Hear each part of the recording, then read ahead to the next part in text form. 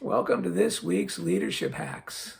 Thank you for being here. We're going to talk about the importance of being present. Early in my ministry, I heard Tommy Barnett say, "Don't run through the crowd." He went on to say, "Walk slowly through the crowd." He was telling us to take our time, to acknowledge people, to shake some hands, say hi, and to walk through the sanctuary or the lobby or the outside of the church slowly.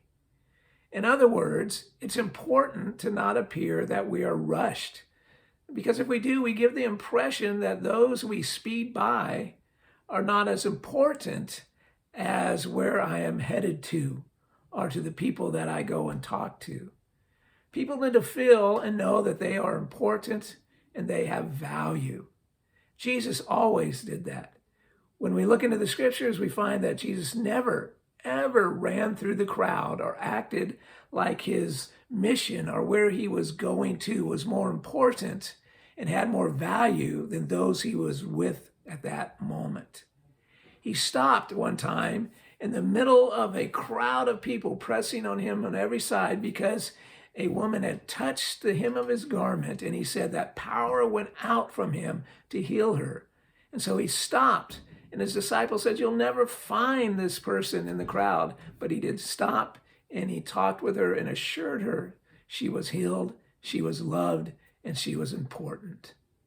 Think about that. He also stopped by a group of 10 lepers one time, and when he told them that they would be healed, as they went to show themselves to the priest, but only one came back and thanked him.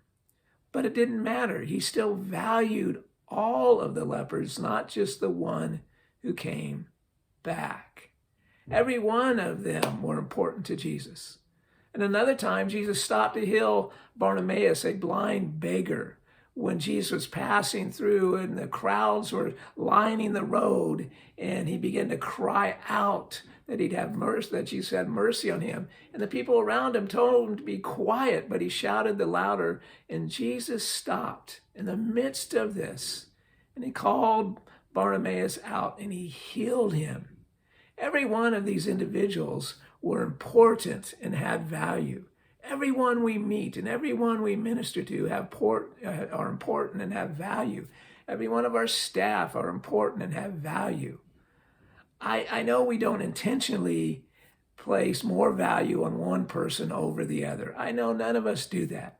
But in the busyness of ministry, many times we unintentionally act as if we do not value a person, or we value somebody else more because we just blow by that person and stop and talk to the next person. It's good to remind ourselves that people need to know that they are cared for and that we care for them and that we place value on them before we try to lead them. It's important that they know we value them and that they're important just as who they are before we try to lead them. Napoleon Bonaparte would go through the camp at night where soldiers were around campfires, and he would stop by and he would stop and talk to his soldiers. And he would talk to them about their families and their children and their aspirations. And he knew their families' names. And what did that do? That showed his soldiers that he valued them.